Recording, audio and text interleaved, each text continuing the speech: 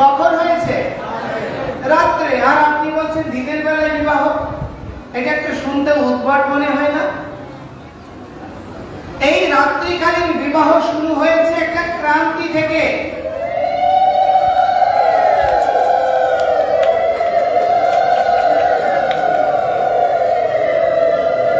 এই রাত্রিকালীন বিবাহ শুরু হয়েছে একটা ক্রান্তি থেকে। সেই ক্রান্তিটা কি? সেই ক্রান্তির নাম হচ্ছে মুঘল ক্রান্তি। যখন মুঘলেরা ভারতবর্ষে নিয়ন্ত্রণ গ্রহণ করে, শুধু নির্যাতন পরিসীমাটা কোনো একটা মাত্রায় সীমাবদ্ধ ছিল না। বিবাহযোগ্য, বিবাহের সজ্জিত কন্যাদেরকে তুলে নেওয়া হতো, যার ফলশ্রুতিতে রাত্রিতে বিবাহের আয়োজন করা শুরু হয়েছে। তার পূর্বে সনাতনীদের কোনো বিবাহ আপনার রাত্রিবেলায় হয়নি। এটা হিস্ট্রির কথা বলছি, ইতিহাসের কথা বলছি।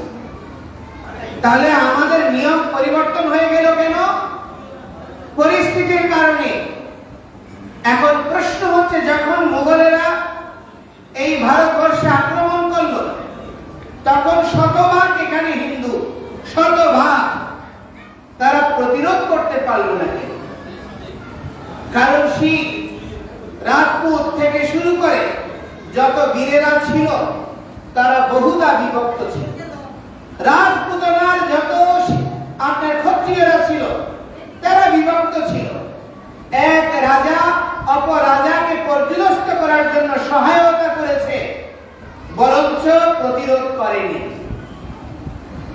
আজকে সেই মুঘল আমল থেকে শুরু করে ব্রিটিশ আমল আসলো, আমাদের কোনো হিন্দুরা এই শার্ট প্যান্ট পরতো না। আমাদের পরিধেয় বস্ত্র কি শুধু হিন্দু নয়, পুরো বাঙালি, যত বাঙালিরা আছে, বঙ্গ সন্তানরা আছে, তারা নয়, ভূ ভারতের সমস্ত আর্য অনার্য সকলের পরিধেয় বস্ত্র ছিল ধুতি, উত্তরীয়, চাদর। আজকে আমরা সবাই শার্ট প্যান্ট পরছি। কিসের শিকার হয়ে? তথাকথিত স্মার্ট হয়ে রাজন্য শ্রেণীর শুভদৃষ্টি লাভ করার জন্য ব্রিটিশদের আমরা কি করেছি? চামচাতে পরিণত হয়েছে, দাসে পরিণত হয়েছে। তাদের দৃষ্টিতে স্মার্ট হওয়ার জন্য শার্ট প্যান্ট পরা হয়েছে। চা, আজকে সাধুরাও চা না খেলে চলে না, সাধারণ মানুষ তো দূরের কথা, কারণ জীবনী রোধ করতে সহায়তা। এই চা ভারতীয় কোনো আহার্য নয়, চা ব্রিটিশরা নিয়ে এসেছে, ফ্রিতে খাওয়াইছে, সেটা আমাদেরকে এখন দৈনন্দিন অপরিহার্য অংশ বানিয়েছে। আপনার প্রতিটা কিছু আমাদের মাঝে যা বর্তমান জীবনযাত্রার অংশ, অধিকাংশ কিছুই আমাদের আর্যদের, ঋষিপুত্রদের, হিন্দুদের ছিল না, যা এখন আমাদের জীবন প্রবিধানের অংশ হয়ে গিয়েছে। অনেকে এইসব জানার প্রচেষ্টাও করে না। এবং দেখুন, আজকে যত স্মার্ট, আধুনিক, ধনী, বর্ণাঢ্য ব্যক্তিত্ব, যারা বুদ্ধিজীবী, তারা অন্যদের, যদি আপনি দেখুন, যদি রমজান মাস আসে,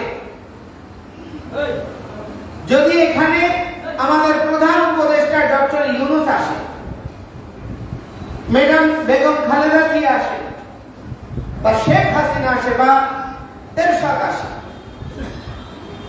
এই কক্সবাজারের আওয়ামী লীগ, বিএনপি, জাতীয় পার্টি বা বর্তমান রানিং গভর্নমেন্টের কোন কর্মকর্তা রমজান মাসে তাদের জন্য খাবারের আয়োজন করবে? রোজা রাখুক না রাখুক, রমজানের আদর্শের বিপরীত কোন কর্মকাণ্ড করবে না। কিন্তু এখানে যদি কোনো এখন এমপি চলে আসে, কোন উপদেষ্টা মন্ত্রী চলে আসে, আমরা সাধুরা সহ সবাই উঠে স্টেজ ছেড়ে দেব তাদের বসার জন্য। প্রয়োজনে আমরা নিচে নেমে যাব। ঠিক বলছি না ভুল বলছি? এখন প্রশ্ন হচ্ছে, তারা পরিবর্তিত হলো না। আমাদের প্রত্যেকের নামের আগে শ্রী ছিল। আমি যখন পুন্ডরিক ধামে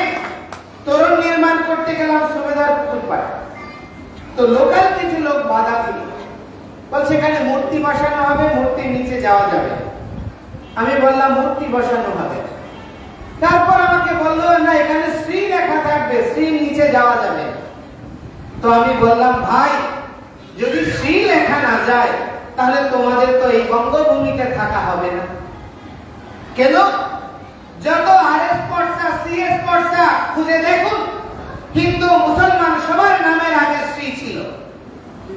আমি ভুল বলছি না সত্য বলছি? বাঙালির সম্বোধনাত্মক মর্যাদাপূর্ণ শব্দ হচ্ছে শ্রী, যেখানে শ্রী মানে সমৃদ্ধি, শ্রী মানে জ্ঞান, শ্রী মানে সৌন্দর্য। আজকে আমার লজ্জা লাগে আমার হিন্দুরা নামের আগে শ্রী লাগায় না। কারা কারা আজকে থেকে নামের আগে ফেসবুক আইডিতে শ্রী লাগাবেন? একটু হাত তুলেন। প্রত্যেকে নামের আগে ফেসবুক আইডিতে অন্তত শ্রী লাগায়। চট্টগ্রাম শিক্ষা বোর্ডে যাদের নামের আগে শ্রী আছে তাদেরকে এই গত আওয়ামী লীগ সরকারের আমলে প্রজ্ঞাপন জারি করা হয়েছে, তাদের নাম কি করা হবে না, রেজিস্ট্রেশন করা হবে না। শিক্ষার্থীদের গত পরশু দিনের ঘটনা, হাতে লাল সুতা দেওয়া যাবে না। কয়দিন রংপুর একটি হয়েছে, খবর আসলো কোন মহিলারা যদি সিঁদুর পরে শাখা থাকে তার ছবি তুলছে না পাসপোর্টের জন্য। আমরা বললাম প্রতিবাদ করো, এবং লাস্টে প্রতিবাদের দৌলতে এখন আবার ছবি তোলা শুরু হয়েছে। তাহলে প্রশ্ন আসছে এইগুলো কেন মুছে দেওয়ার চেষ্টা হচ্ছে? আপনার অস্তিত্বকে, আপনার আদর্শকে, আপনার কৃষ্টিকে, আপনার সংস্কৃতিকে বিলোপ করার জন্য। আমাদের বাংলা ভাষায় কোন প্রতিশব্দ কেউ যদি আপনাকে ডাকে, সাড়াবাচক অর্থাৎ সম্মতিবাচক শব্দ হচ্ছে আজ্ঞে। এখন আমরা সবাই জি বলছি। এগুলো শুধু ভাষার পরিবর্তন হচ্ছে না, চেতনার পরিবর্তন হয়ে যাচ্ছে। আপনি দেখুন বাংলাদেশ স্বাধীন হয়েছে উর্দুকে প্রতিরোধ করে বাংলা ভাষাকে রাষ্ট্রভাষা করার জন্য। আজকে উর্দুতে অনুষ্ঠান সম্প্রচার শুরু হচ্ছে রাষ্ট্রীয় রেডিওতে, আর বাংলা ভাষার কার্যক্রমগুলো ম্রিয়মাণ হচ্ছে অন্যান্য ভাষার আক্রমণে। তা প্রতিরোধ করার জন্য বাংলা একাডেমি থেকে শুরু করে কোন সুশীল সমাজের কোন সারা শব্দ নেই। এখন প্রশ্ন হচ্ছে এইরকম পরিস্থিতি যদি চলতে থাকে তাহলে আমাদের ভবিষ্যৎটা কি হবে? আপনি দেখুন পাকিস্তান পিরিয়ডেও সংখ্যালঘু প্রতিনিধি ছিল 70-এর অধিক, কিন্তু আজকে কতজন আমাদের প্রতিনিধি আছে? সর্বোচ্চ 15-16 জন। আর 15-16 জন যারা আছে তারা হিন্দু প্রতিনিধি নয়, তারা হচ্ছে দলীয় প্রতিনিধি। 21 সালে যখন দুর্গা পূজার সময় নোয়াখালী, কুমিল্লা সহ বৃহত্তর অঞ্চলে হামলা হলো, নোয়াখালীতে আমাদের 2 জন ভক্ত মৃত্যু হলো। আমার সঙ্গে যোগাযোগ করলো, আমি বললাম 144 ধারা জারি করা হয়েছে, তারা জানালো। আমরা বললাম 144 ধারা ভাঙো আর লাশ নিয়ে রাস্তা অবরোধ করো, এবং তা করা হলো। আমরা গেলাম। অতিশয় দুর্ভাগ্যের বিষয়, তৎকালীন বিগত সরকারের সম্পাদক মন্ডলীর 5 জন লিডার আসলো, সেখানে আমাদের হিন্দু আছে। তারা রিকোয়েস্ট করছে যেন লাশ পুলিশকে হস্তান্তর করা হয়, অবরোধ প্রত্যাহার করা হয়। আমরা বললাম স্বরাষ্ট্রমন্ত্রীকে বলুন যে বিজ্ঞপ্তি প্রকাশ করতে, যে দেশে এই ঘটনা হয়েছে, এতজন মারা গিয়েছে, এর সুষ্ঠু বিচার হবে। যদি স্বরাষ্ট্রমন্ত্রী বিবৃতি প্রদান করে তাহলে আমরা অবরোধ তুলব। কারণ এই দেশে প্রবণতা রয়েছে সবকিছুকে অস্বীকার করা, এবং বাস্তবিক এই তাই হয়েছে।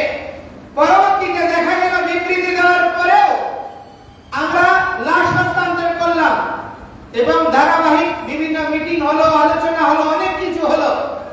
আমরা বললাম মন্দিরগুলো পুনর্বাসন করা হোক। এই বাংলাদেশ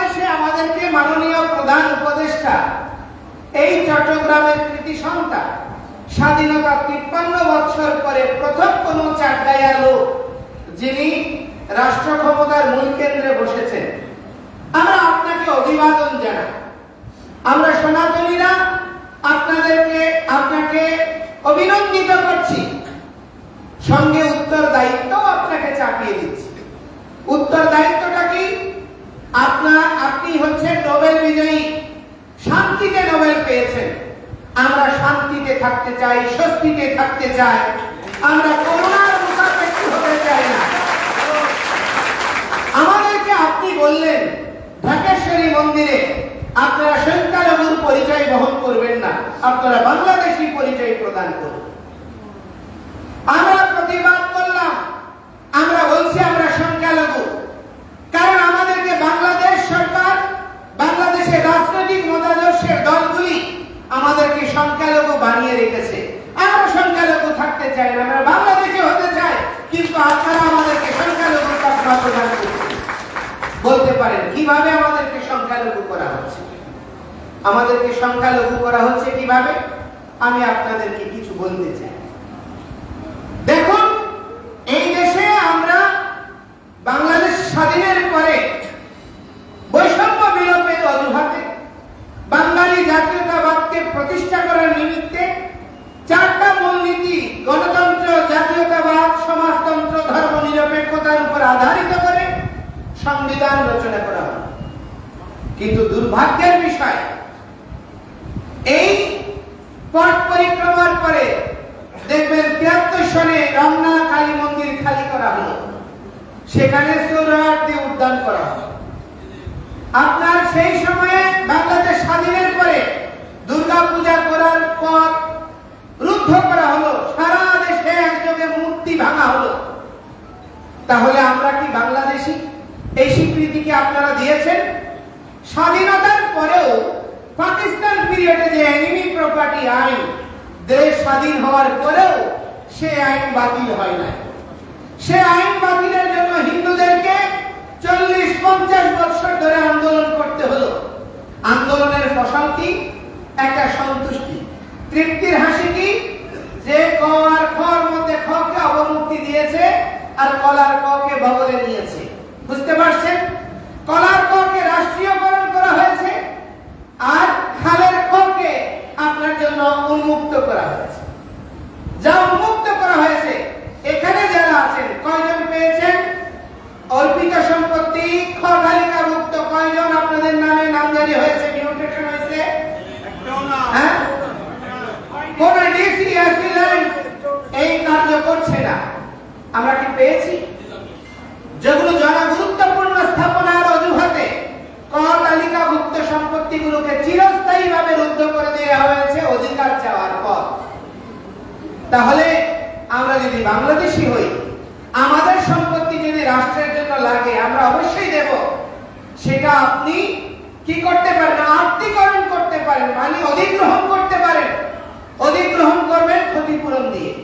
কিন্তু আমার সম্পত্তি আপনাকে আত্মীকরণ করে বা অধিগ্রহণ না করে আপনি জব্দ করার মতোই নিজে নিয়ন্ত্রণ নেওয়ার আইন আপনাকে জনগণ দেয়নি। তাহলে সেই পরিস্থিতি আমরা আজকে 43 বছর ধরে বহন করে বেরিয়েছি।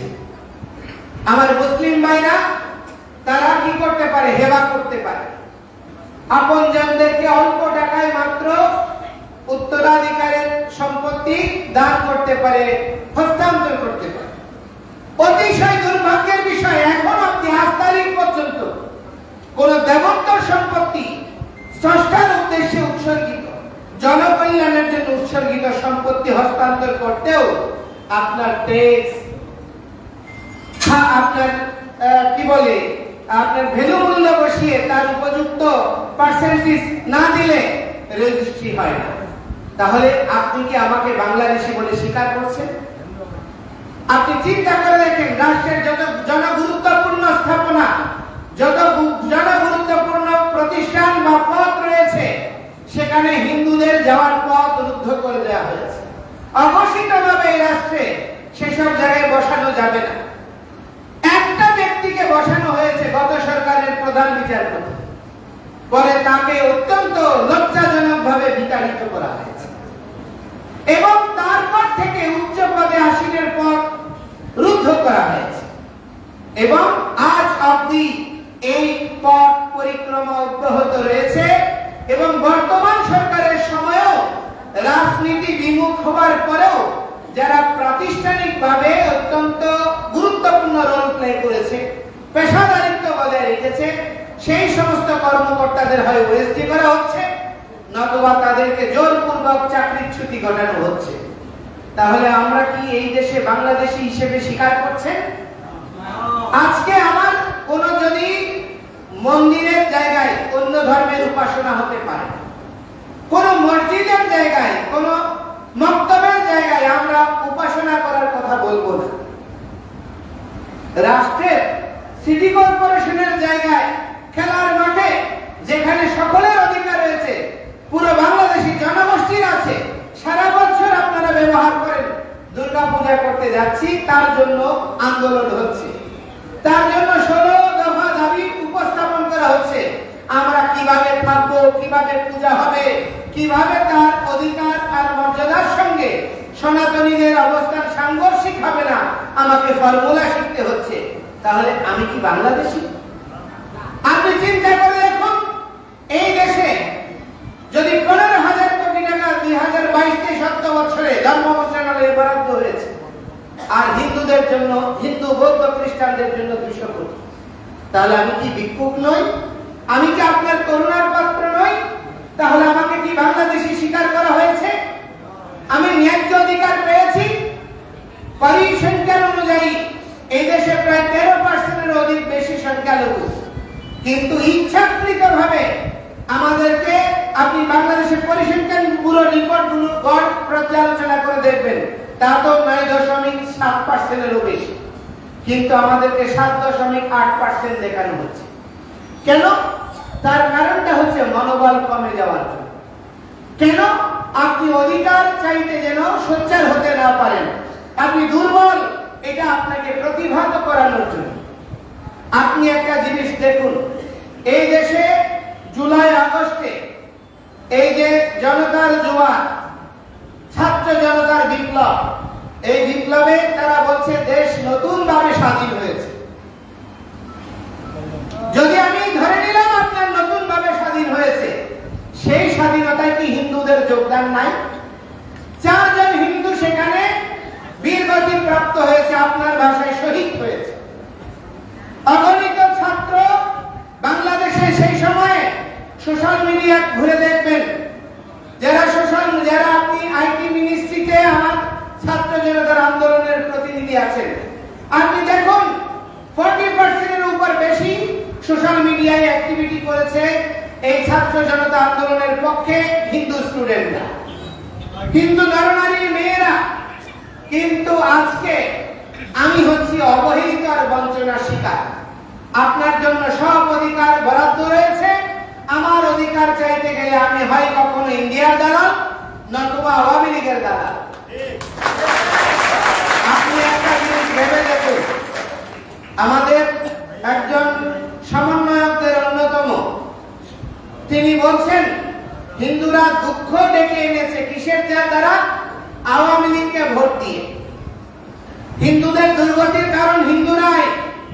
আমি বলতে চাই, কয়জন হিন্দু আওয়ামী লীগ নেত্রীর পাশে গিয়ে ছবি তুলেছে? আপনি তো ছবি তুলেছেন, আপনি তার পায়ে পদমুচি করেছেন, আপনি ছাত্রলীগের পোস্ট নিয়েছেন, আবার আপনি আমাদের গায়ে তকমা লাগাচ্ছেন। আজকে একটা জিনিস দেখুন, দেশের পরিস্থিতি কত বিপজ্জনক ছিল। শিবিরের লোক, বিএনপির লোক, অনেক দলের লোক, তারা ছাত্রলীগের টেক নিয়ে বাঁচতে হয়েছে। তো তারা যে ছাত্রলীগের পদে ছিল,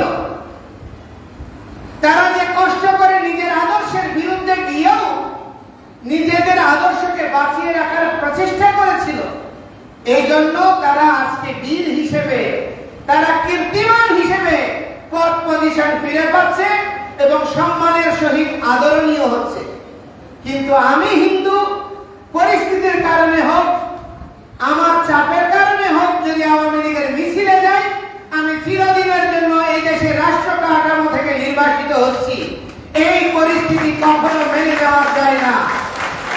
তো সেই জন্য আমি আপনাদেরকে বলছি, আমাদের বিচার করার সময় এসেছে, আমাদের বুদ্ধিবৃত্তিক প্রয়োগের সময় এসেছে, আমাদের ঐক্যের সময় এসেছে। অতীতে আমরা তপবন একটা আদর্শের, ইসকন একটা আদর্শের, সৎসঙ্গ এক আদর্শের, রামকৃষ্ণ মিশন এক আদর্শের, শঙ্কর মঠ এক আদর্শের আমরা বিভক্ত থেকেছি। আমাদের তথাকথিত সনাতনী লিডাররা বলে আগে সাধুরা এক মানুষ। অতীতে যখন আমরা ক্রান্তিতে পড়েছি তখন আমাদেরকে গুরুদের উপর দায় চাপানো হয়েছে, আপনাদের মতাদর্শগত ভিন্নতার কারণে সনাতনী সমাজ এক হতে পারছে না। আজকে দেখুন সৎসঙ্গ, ঋষি আদর্শের ধ্বজাবাহী বৈষ্ণব, সাধু, সন্ত, বাবাজি সকলে এক কাতারে এক লাইনে দাঁড়িয়ে গিয়েছে।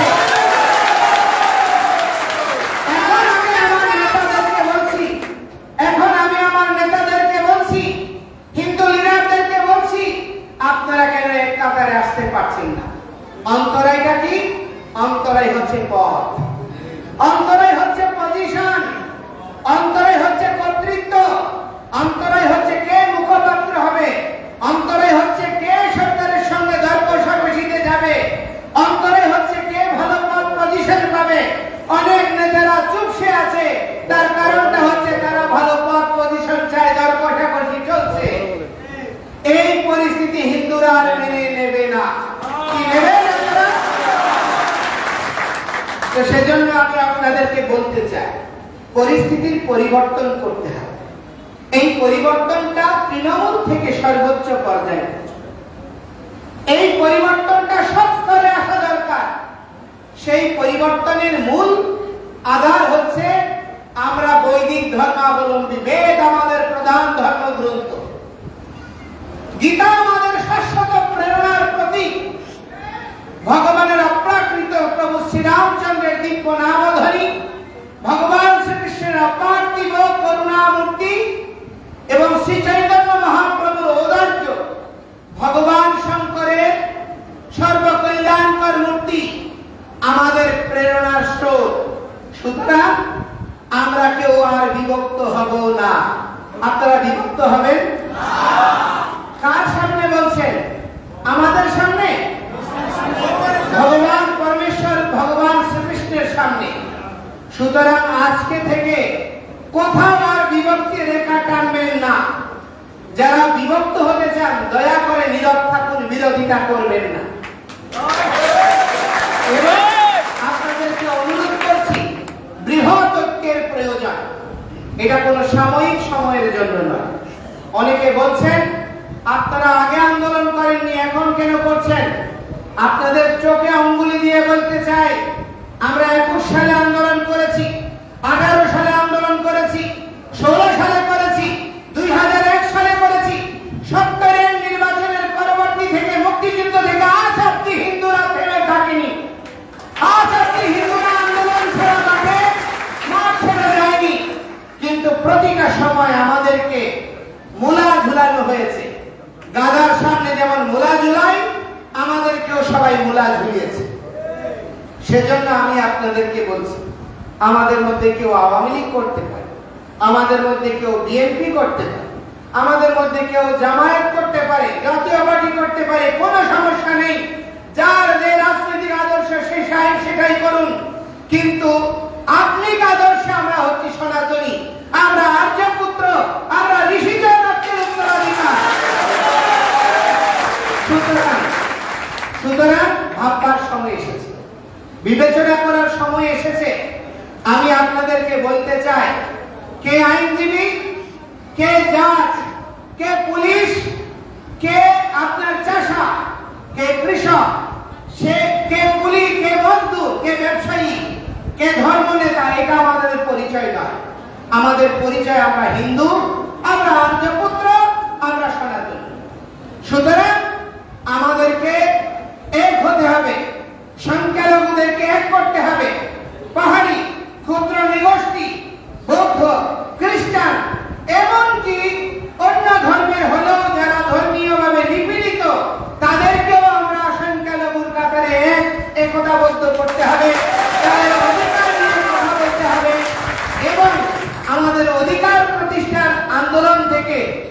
পিছপা হওয়া যাবে না। সেজন্য আমি আপনাদেরকে বলতে চাই যে দেখুন, আমাদের শ্রেণী কাঠামোর মধ্যে আমরা পরিবর্তন এনেছি। আমাদের শ্রেণী কাঠামোটা কি রকম আপনি দেখুন, যত রাজনৈতিক আদর্শের লোক হোক না কেন, ধর্মের বিষয়ে তারা আপোষ করে, ধর্মের বিষয়ে আপোষ করে, ধর্মীয় পরিচয় প্রদান করতে ভুলে যায়। কিন্তু দুর্ভাগ্যের বিষয়, আমাদের বিভিন্ন রাজনৈতিক দলের লিডারশিপরাও আমাদের বিভিন্ন পূজাতে, জন্মাষ্টমীতে প্রোগ্রাম করে, কিন্তু দুর্ভাগ্যের বিষয় সেখানে গিয়ে কৃষ্ণের বা মা ভগবতী দুর্গার একটা ছবিও দেখি। শুধুমাত্র অর্নামেন্টাল অ্যাক্টিভিটি। আমরা সবসময় অর্নামেন্টাল, আমরা কেউ আপন হতে পারি না। আমাদেরকে আপন করা হয় নাই উদ্দেশ্যমূলক ভাবে। আর এই বিভক্তি জিয়ে রাখার পেছনে আমাদের তথাকথিত একটা এলিট শ্রেণী কাজ করেছে তাদের ফেভারে। কিন্তু আমি আপনাদেরকে বলতে চাই, আমি অনেক জায়গায় শুনছি, আমরা যখন 9 তারিখের আন্দোলন হলো, 10 তারিখের আন্দোলন হলো চট্টগ্রামে, তখনও অনেক নেতারা বলেছে আমাদের যুব নেতারা বেশি সংক্ষুব্ধ। তারা বিভিন্ন বড় বড় প্রতিষ্ঠান আছে, ঐক্য পরিষদ, পূজা পরিষদ, জন্মাষ্টমী পরিষদ, তাদের প্রতি ক্ষোভ প্রকাশ করেছে। আমি আপনাদেরকে বলতে চাই, যদি কেউ ইতিহাসকে অস্বীকার করে, আজকে বাংলাদেশীদের এই দুরবস্থার কারণ কি? বাংলাদেশের সরকারকে চালায়, বাংলাদেশের সরকার কখনো ইন্ডিয়া চালায়, কখনো আমেরিকা চালায়, কখনো চায়না চালায়, কখনো রাশিয়া। পরাশক্তির খেলোয়াড়, এই পরাশক্তির খেলোয়াড়রা খেলছে আর বাংলাদেশিরা ফুটবল হচ্ছে। এটা হচ্ছে অতি বাস্তব কথা, এটা স্বীকার করা কান্না করে। আমরা এই দেশ থেকে কেউ বেরোতে পারি না।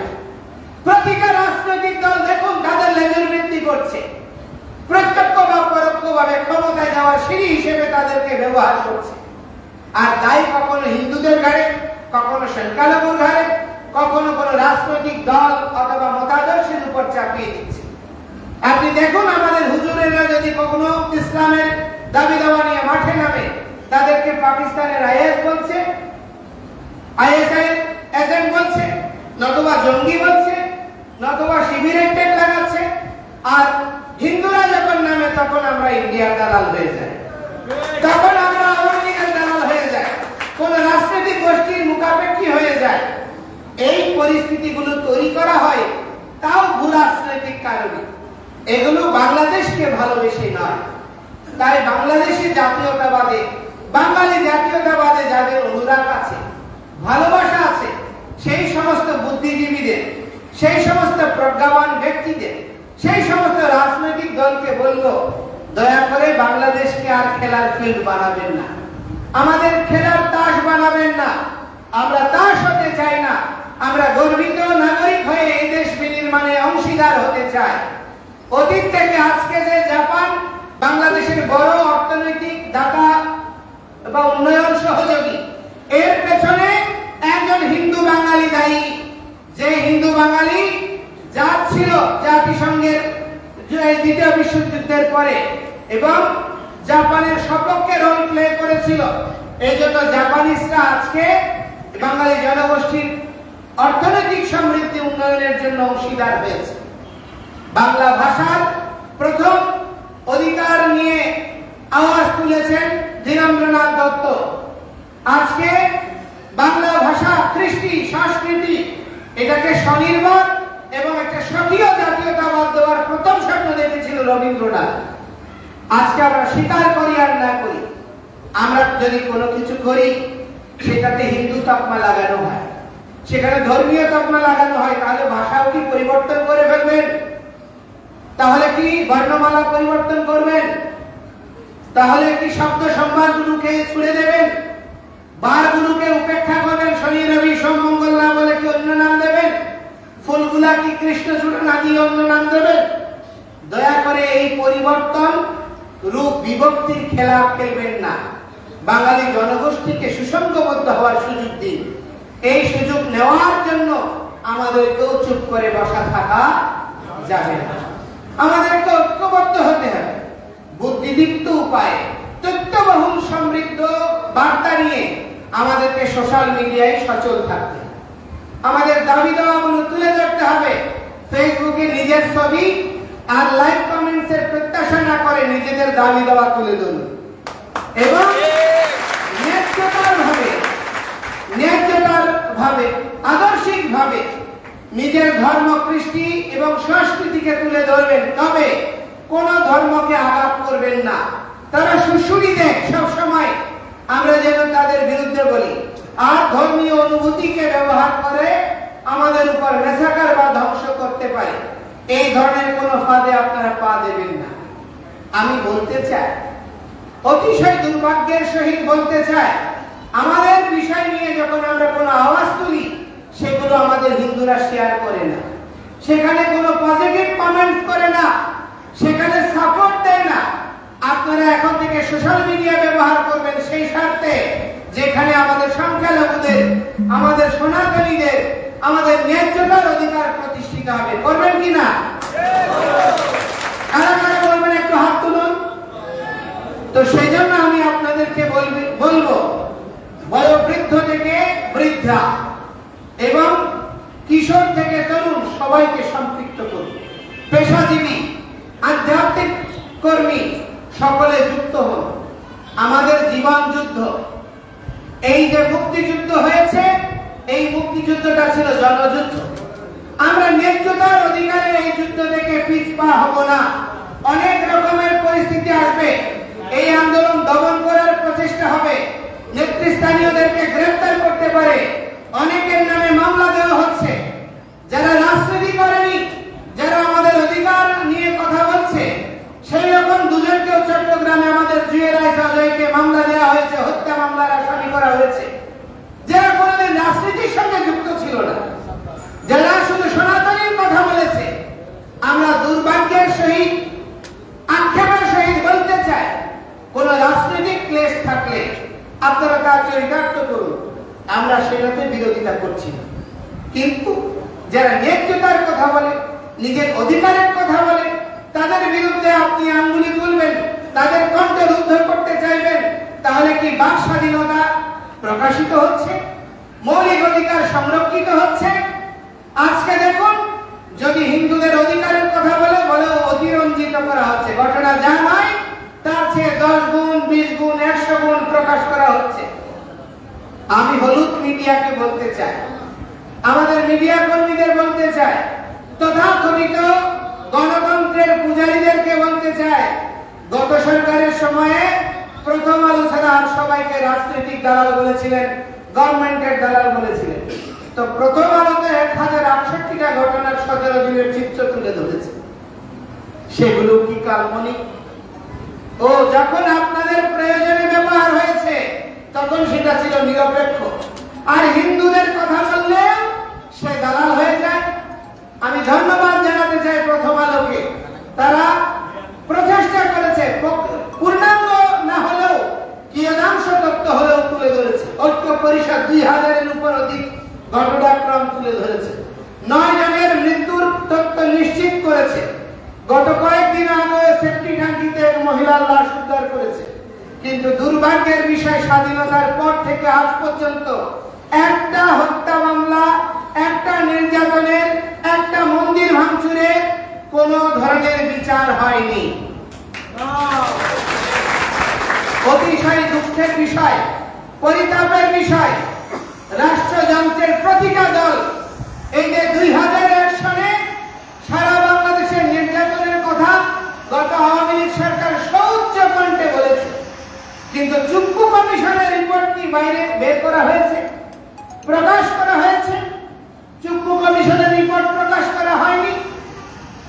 অথচ বিগত তত্ত্বাবধায়ক সরকারের আমলের মামলা নিয়ে রাজনৈতিক আকাঙ্ক্ষা চরিতার্থ করা হয়েছে। কিন্তু আমাদের বিষয়ে নির্যাতন, নিপীড়ন নিয়ে 21 সাল বলুন, 18 সাল বলুন, কোন ঘটনার মীমাংসা হয়েছে?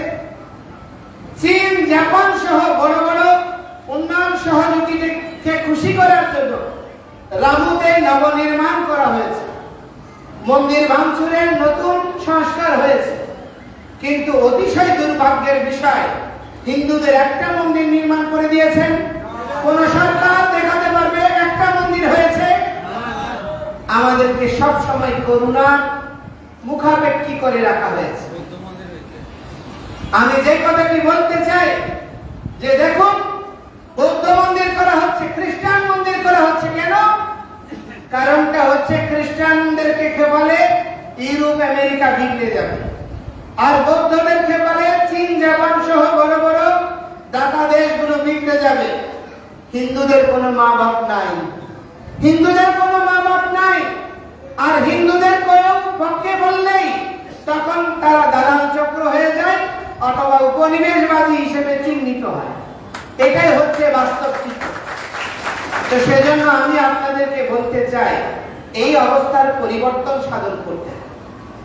এই পরিবর্তন সাধনের জন্য রাষ্ট্রের মুখাপেক্ষী হয়ে থাকা যাবে না। আজকে কত বড় বড় জমিদারেরা ছিল, এই বাংলাদেশের অধিকাংশ ভূজমিদারেরা ছিল হিন্দু। দেশ ভাগের কারণে তারা দেশ ত্যাগ করেছে, এবং স্বাধীনতার পর থেকে আপনি 29% থেকে পর্যায়ক্রমিক 23% থেকে পর্যায়ক্রমিক আস্তে আস্তে আপনার পরিভাষায় 7.8%। তাহলে কোন প্রাণী যদি বিলুপ্ত হয়, কোন জনগোষ্ঠী যদি বিলুপ্ত হয়, তাহলে সেই জনগোষ্ঠীকে সংরক্ষণ করা নৈতিকভাবে রাষ্ট্রের অধিকার, রাষ্ট্রের দায়িত্ব, রাষ্ট্রের কর্তব্য।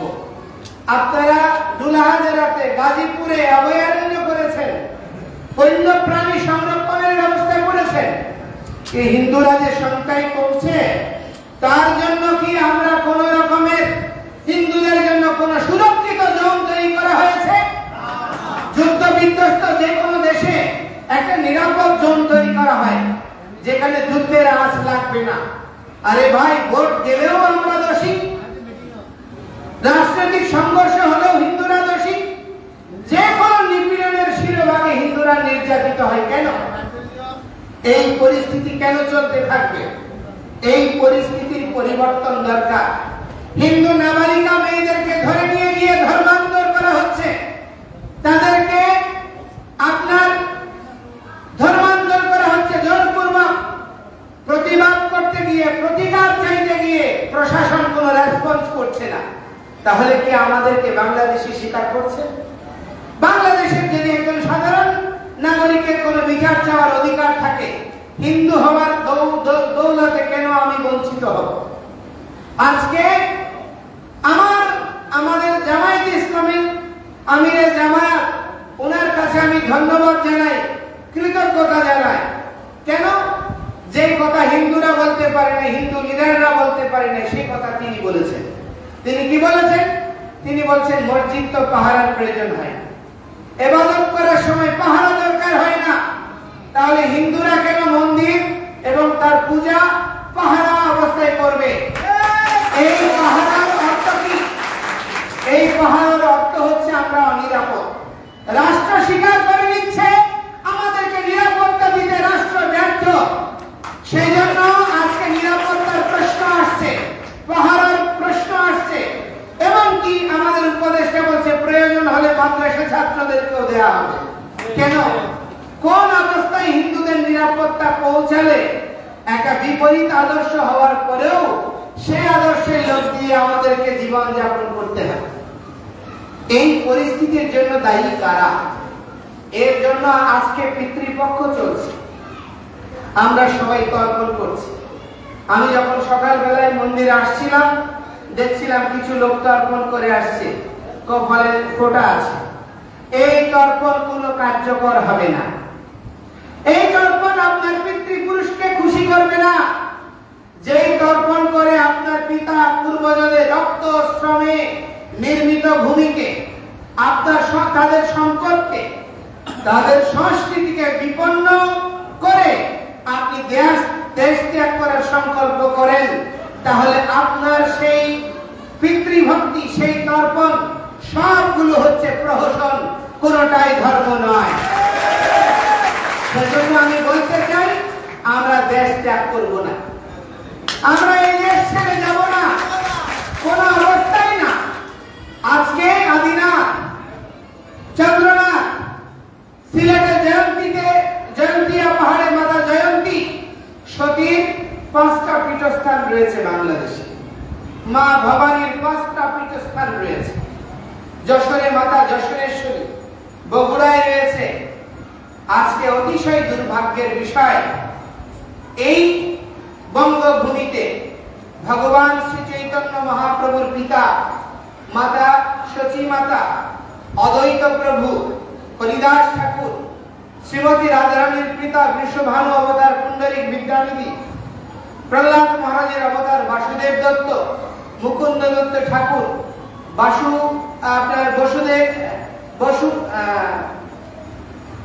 বসুধাম শাখার অবতার ধনঞ্জয় পণ্ডিত আদি অনেক চৈতন্য পার্শ্বদরা এই ভূমিতে জন্মগ্রহণ করেছে।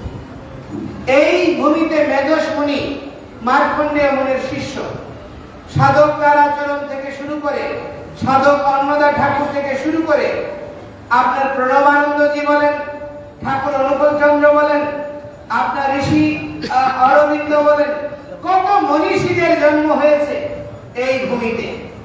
আজকে সেই সমস্ত মহাপুরুষের কাণ্ডজ্ঞান সম্পন্ন যদি শিষ্য থাকতো, তারা যদি এই দেশ এই ভূমি ত্যাগ না করত, আজকে আমরা 40%-এরও বেশি থাকতাম, যদি দুজন একজন করে হতো। কিন্তু আজকে তারা চলে যাওয়ার পথ দেখিয়েছে, আমরাও আজ অবধি সেটা অনুসরণ করছি। এটা পিতৃতর্পণ করা, পিতৃঋণের প্রতিবন্ধক, এটা পিতৃঋণকে উপেক্ষা করার, উপহাস করার মতোই। দয়া করে হিন্দুরা, আমরা সনাতনী বলছি, ঋষি রক্ত বলছি, কশ্যপ মুনির সন্তান কত? কেউ বলতে পারবেন? কশ্যপ মুনির সন্তান কত? নাগেরা কার সন্তান? কশ্যপ মুনির সন্তান, কদ্রুর সন্তান। কদ্রু তার চতুর্থ পত্নী, কদ্রুর সন্তান। সর্পরা তার সন্তান। অসুরেরা অদিতির সন্তান, দেবতারা অদিতির সন্তান, আপনার পক্ষীরা গরুর, অরুণ, তারা বিনতার সন্তান। তো কশ্যপ মুনি তো হাজার হাজার সন্তান জন্ম দিয়েছে। দক্ষ প্রজাপতি সমস্ত দেবপত্নীদের জন্ম দিয়েছে। দক্ষ প্রজাপতি হাজার হাজার সন্তান জন্ম দিয়েছে। মাতা গান্ধারী শতপুত্র জন্ম দিয়েছে। মাতা কুন্তী তার মহারাজ পাণ্ডু সন্তান জন্ম দেওয়ার অধিকার না থাকার পরেও তারা কি করেছে? তারা 5টা সন্তান জন্ম দিয়েছে। আজকে আমরা হিন্দুরা নাস্তিক হয়ে গিয়েছি, ঈশ্বরে বিশ্বাস নাই। এখন আমার সুভাষ বাবাজিকে যদি জিজ্ঞেস করে আপনার ঘর কে চালায়, উনি বলছে কে চালাবে? আমি চালাই। হ্যাঁ, আমাদের যদি জিভি ঘরকে জিজ্ঞেস করে সংসার কে চালায়, উনি বলবে আমি চালাই। জন্টু বাবু বলবে আমি চালাই। আমাদের দুলাল বাবুরা জিজ্ঞেস করলে উনি বলবে আমি চালাই। সফল নাজির বলবে আমি চালাই। মিঠু বাবু বলবে আমি চালাই। আমরা একজনের মুখেও বেরোই না যে আমার সংসার গোবিন্দ চালায়। অনন্য চিন্তেন তুমাং জয়গণা পরচু পাশে তেষাং নিত্য বিয়ুক্তানাম যোগস্কেম বহাম্যহম। অর্জুন মিশ্রকে দিয়ে ভগবান প্রমাণ করে দিয়েছে। আমার মুসলমান ভাইরা বলে নাম দিয়েছে যে আহার দেবে সে। কোন কিছু সুখবর শুনলে বিসমিল্লাহ বলে। আমার গুরু ভাইদের, আমার ভক্তদের, আমার সনাতনীদের মুখে ভগবানের নাম বেরোয় না। অতিশয় লজ্জার বিষয়, আজ থেকে 1 বছর আগেও 2 বছর আগেও জয় শ্রীরাম ধ্বনি বললে কট্টরবাদী, হিন্দুত্ববাদী এই সমস্ত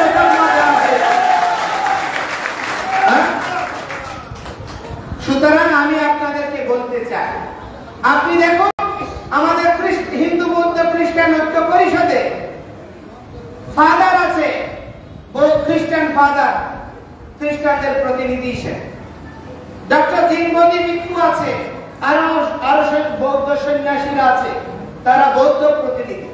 কিন্তু দুর্ভাগ্যের বিষয় রবীন্দ্রানন্দ, তপনানন্দ, গিরিজানন্দ, কি বলে পরিতোষানন্দ, চিন্ময় কৃষ্ণ, লীলারাস, এরা ঐক্য পরিষদের লিডার হতে পারবে না, কারণ এরা হিন্দু সন্ন্যাসী। এই পরিস্থিতির পরিবর্তন দরকার, সুষম সাম্য দরকার। সেই জন্য আমি বলবো, যারা আমাদের পূর্বজরা একসময় ছাত্র ইউনিয়ন করত, তারা কোনো ধার্মিক ছিল না। অনেক হিন্দু লিডাররা মন্দিরে গেলে প্রণামও করে না, প্রণাম করতেও জানে না, কোনো মন্ত্র উচ্চারণ জানে না। গীতা পাঠ করতে পারিনি কোন রাষ্ট্রীয় পরিমণ্ডলে। তো সেই সমস্ত হিন্দু লিডাররা এক সময় যখন হিন্দু নেতৃত্ব শূন্য ছিল, তারা নেতৃত্ব দিয়েছে, এই জন্য আমরা তাদের প্রতি কৃতজ্ঞ। নাই আমার হলো কানা মামা ছিল, কিন্তু আজকে সাধু সন্তরা, অগণিত হিন্দুত্ববাদের আদর্শে উজ্জীবিত তরুণেরা, প্রজ্ঞাবান অনেক পণ্ডিতেরা, অনেক জ্ঞানী গুণীরা আজকে এগিয়ে এসেছে, অনেক শিক্ষকেরা এগিয়ে এসেছে। সুতরাং আমি বলবো সব জায়গায় পুনর্গঠন করুন, এবং সেই পুনর্গঠনটা হবে কি রকম? আমাদের নতুনদের এই রকম আওয়াজ তোলা যাবে না সবাইকে বাদ, এরকম হবে না। নবীন এবং প্রবীণ দুটারই ব্যালেন্স থাকতে হবে। প্রবীণেরা হচ্ছে আমাদের ছাতা, তারা আমাদের মাথা, তারা হচ্ছে প্রজ্ঞা বুদ্ধিমত্তার প্রতীক। তাদের অভিজ্ঞতা আর তারুণ্যের উদ্দীপনা, এই দুটো নিয়ে আমরা এগিয়ে যাব। প্রবীণদেরকে সম্মান দিতে হবে। বাংলাদেশে যেটা চলছে, একটা ট্রেন্ড চলছে, শিক্ষকদেরকে পদচ্যুতি করাতে হবে, আপনার প্রবীণদেরকে উপড়ে ফেলতে হবে। এই ধরনের গা ভাসানো, জাতি ধ্বংসকারী এই ধরনের ট্রেনে আমরা চড়ব না। এই ধরনের অভ্যাস প্রবৃত্তিতে আমরা হিন্দুরা গা ভাসাবো না। সুতরাং পূর্বজদেরকে, অতীতকে যারা স্বীকার করে না, অতীতকে যারা মূল্যায়ন করে না, আমি আজকে দুপুরবেলা বলছিলাম আমাদের রাধা গোবিন্দ প্রভুকে, এক সময় এই চট্টগ্রামে হরিনাম করলে মরাপোড়ার নাম বলা হতো। ঋষি অদ্বৈতানন্দ পুরী মহারাজ, জগদানন্দ পুরী, আমাদের এই হরগোবিন্দ গোস্বামী, তারও আগে অমৃতলাল গোস্বামী, ওনারা এই চট্টগ্রামে হরিনাম ছড়িয়েছে। তো আমি ইসকনের ভক্ত হয়েছি বলে আমি কি ওনাদেরকে সম্মান করবো না? আজকে আমাদের জ্যোতিষানন্দ গিরি মহারাজ বাবামণি, তিনি বাসে ঝুলে, ট্রাকে ঝুলে, পায়ে হেঁটে গ্রামে গঞ্জে গিয়ে গীতা প্রচার করেছে। আজকে গীতার গুরুত্ব প্রতিষ্ঠা করছে।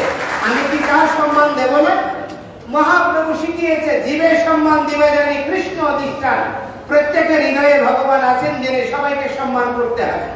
সুতরাং ঋষি মুনি, সাধু সন্ত, ব্রাহ্মণ, দ্বিজ, প্রবীণ শিক্ষাবিদ, প্রবীণ আইনজীবী, জ্ঞানী গুণী যত আছে তারা আমাদের কাছে আদরণীয়, উপেক্ষণীয় নয়। আমরা বিভক্ত হব না, আমরা ঐক্যবদ্ধ হব, আমরা সকলের শক্তিতে বলিয়ান হব। তাই পরিশেষে আপনাদের আমাদের অজপানন্দ ব্রহ্মচারী মহারাজ, স্বরূপদাস বাবাজি মহারাজ এবং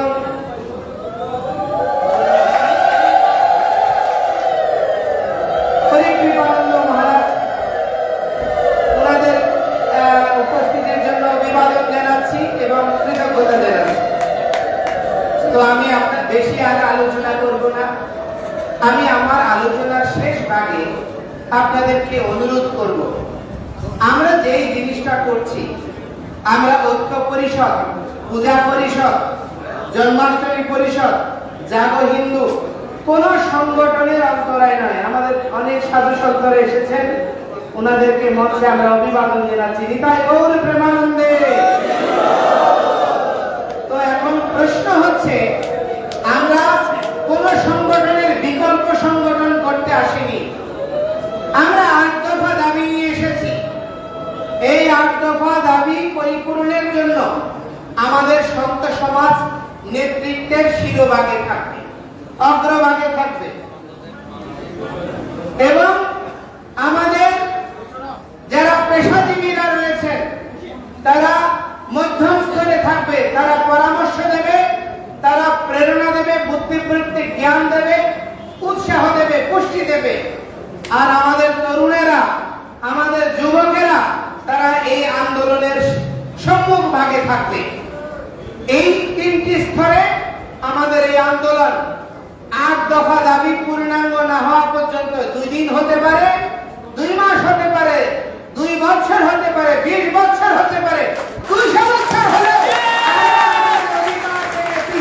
হব না। কোন অবস্থায় এই আন্দোলন স্থবির হবে না, এবং এই আন্দোলন থেকে আমাদেরকে কেউ বিমুখ করতে পারবে না।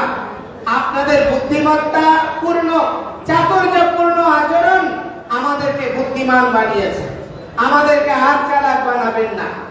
আমাদেরকে আর মাঠে প্রবৃত্ত হতে উৎসাহিত করবেন না। আমরা অন্তর্বর্তী সরকারের নিকট অনুরোধ করছি, আমাদের প্রতিনিধিবৃন্দ গিয়েছিল আপনার কাছে, আপনি ভালো কাজের সঙ্গে কথা বলেছেন, আশ্বাস দিয়েছেন, তার সঠিক ঘোষণা চাই, তার সঠিক বাস্তবায়ন চাই। দুর্গাপূজার আগে ন্যূনতম দুর্গাপূজার ছুটি এবং ক্ষতিগ্রস্তদের পুনর্বাসন এবং যতগুলো এই হত্যাকাণ্ড, খুন, ধর্ষণ, লুণ্ঠন হয়েছে 21 সাল থেকে আজ পর্যন্ত প্রতিটি ঘটনা প্রবাহের বিচারিক কার্যক্রম শুরু করার জন্য কমিশন পুনর্গঠন করতে হবে।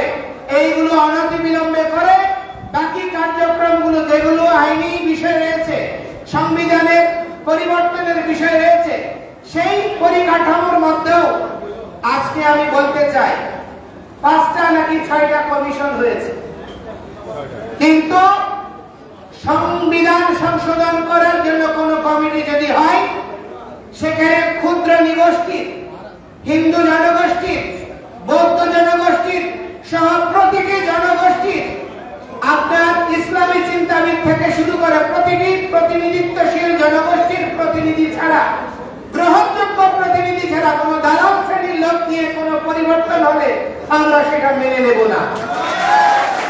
সেজন্য আমি আপনাদেরকে বলবো, আপনারা সকলে এই আন্দোলনে যোগদান করবেন এবং এই আন্দোলনে একটা জিনিস আপনাদেরকে জানাতে চাই।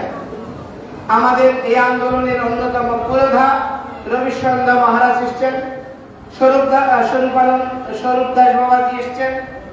এই সমস্ত সাধু সন্তদের আপনারা জানেন নিমন্ত্রণ করতে হয় না, নিজ তাগিদে এই পরিশুদ্ধানন্দ মহারাজ, অজপানন্দ মহারাজ, অন্যান্য সাধু সন্তরা সবাই নিজ তাগিদে অংশগ্রহণ করছে। আমি আপনাদের মধ্যে একই তাগিদ দেখতে চাই। কেউ বলবেন না অমুক জায়গায় প্রোগ্রাম ঘোষণা করা হয়েছে, আমাকে বলে নাই, অমুক জায়গায় লিফলেট বাইরে হয়েছে, পোস্টার হয়েছে, ওখানে আমার নাম নাই। এই ধরনের কোন কমেন্টস আমরা শুনতে চাই না। যারা বলবেন তাদেরকে আমরা এই সনাতনী অধিকার আন্দোলনের প্রতিবন্ধক বলে চিহ্নিত করব। সুতরাং আমি বলতে চাই, কেউ দোষ ধরার জন্য আমরা আসিনি, কাউকে বড় বানাতে আসিনি, কাউকে ছোট করতে আসিনি। আমরা অধিকার প্রতিষ্ঠা করতে এসেছি। এই অধিকার যজ্ঞে সকলে রাজা আর সকলে প্রজা, সকলে নেতা আর সকলেই সেবক। সুতরাং কেউ বড় নয়, কেউ ছোট নয়, শুধু আমরা একটা সুবিন্যাস করার জন্য, সকলের কাছে বার্তা পৌঁছানোর জন্য একটা সমন্বয়ক টিম করছি। এই সমন্বয়ক টিম সুশৃঙ্খল ভাবে এগিয়ে যাবে এবং পুরো জনগোষ্ঠীকে, অনেকে বলতে পারেন কক্সবাজারে কিছু হয় নাই, আমরা কেন আন্দোলন করব? চট্টগ্রামে কিছু হয় নাই, আমরা কেন আন্দোলন করব? কেউ বলবে খুলনায় কিছু হয় নাই, আমি কেন আন্দোলন করব? আমি আপনাদেরকে বলতে চাই, আপনারা মুরগি আর শিয়ালের পাহাড়ায় আছেন। সুতরাং ক্ষুধা যখনই লাগবে টপাটপ গিলবে। সুতরাং কেউ নিরাপদ নয়, প্রতিরক্ষা ব্যূহ গড়ে তুলুন। ঐক্যই হবে প্রতিরক্ষা ব্যূহ। মহাপ্রভু বলছে সঙ্গ শক্তি যুগে জোড়া। সেজন্য আমি সকলকে অনুরোধ করব, 53 বছর আমরা বঞ্চিত হয়েছি, আর বঞ্চিত হব না। এবার আমরা ন্যায্যতার ভিত্তিতে আমাদের অধিকার প্রতিষ্ঠা করে ঘরে ফিরে যাব। সকলকে ধন্যবাদ জানিয়ে আমার বক্তব্য শেষ করছি। এখন আপনাদেরকে আশীর্বাদ প্রদান করবেন আমাদের সংক্ষিপ্ত আশীর্বাদ।